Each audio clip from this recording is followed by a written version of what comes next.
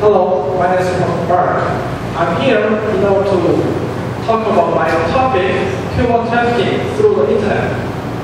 Before I start to speech, let me ask you something.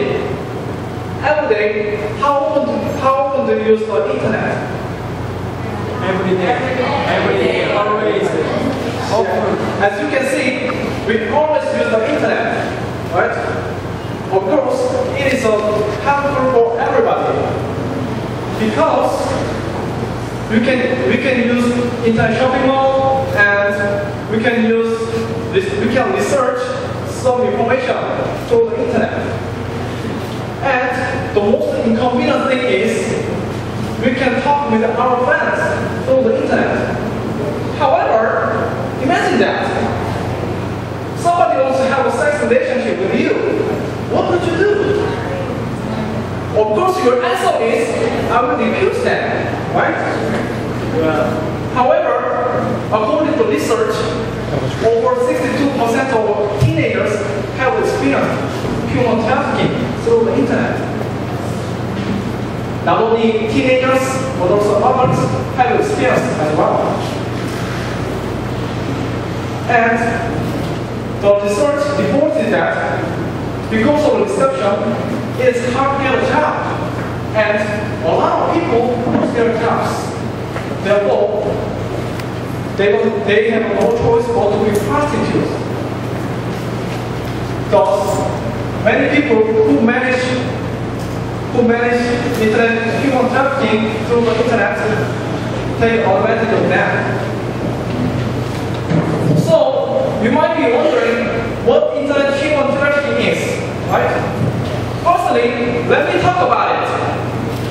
Human trafficking is legal trading in human being for purpose of reproductive, slavery, commercial sexual exploitation, forced labor, or modern day form of slavery.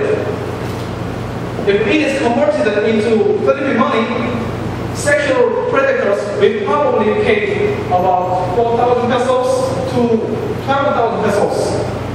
Can you imagine? It is very expensive, right? But the most important thing is, nowadays it is common. So people cannot distinguish and realize whether it is crime or not. So let me talk about factors or causes of human trafficking through the internet. Mainly, let me talk about economic factors. Human trafficking is a result of women's unequal economic status. The number of women in poverty is increasing due to additional economic burden of caring for children. Gender discrimination at work also limits their employment opportunities. Women are often the first hired and the last hired.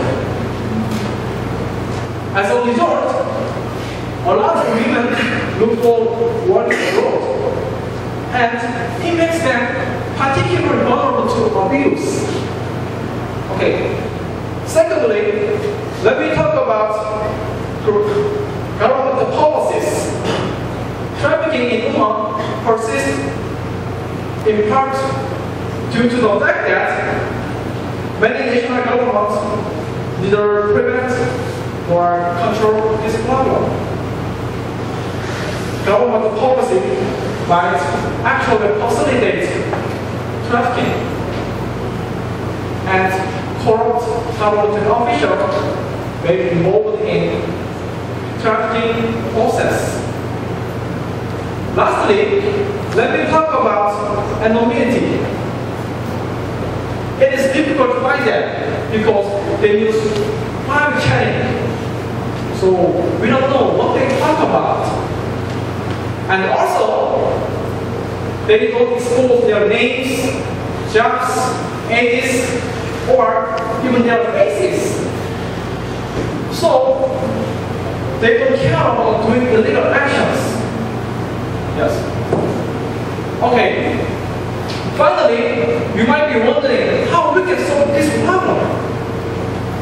One particular thing that people can solve some issues about human trafficking is to address the issue to their government.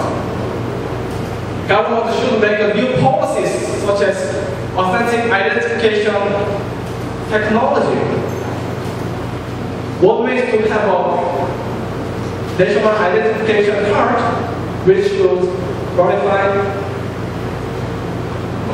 your background information of a certain individual. For these purposes, officials will be able to track sexual predators who are roaming around the country.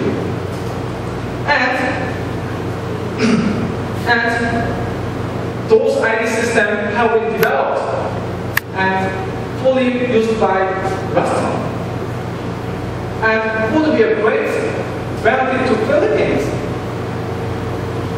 Another way to resolve this issue is to pre-educate our youngsters and others about human trafficking.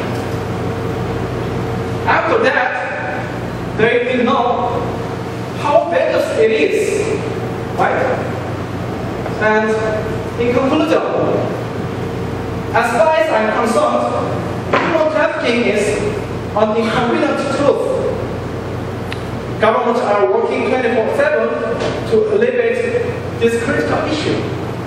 However, much has to be done. In fact, it is a growing industry, and the pornographic materials are very widespread, which can be accessed by anyone. But there is still hope that we can control and restrict this problem. This needs a lot of work, but our first step is to work together to fight this crime. Together we stand, divided we fall. Thank you for listening.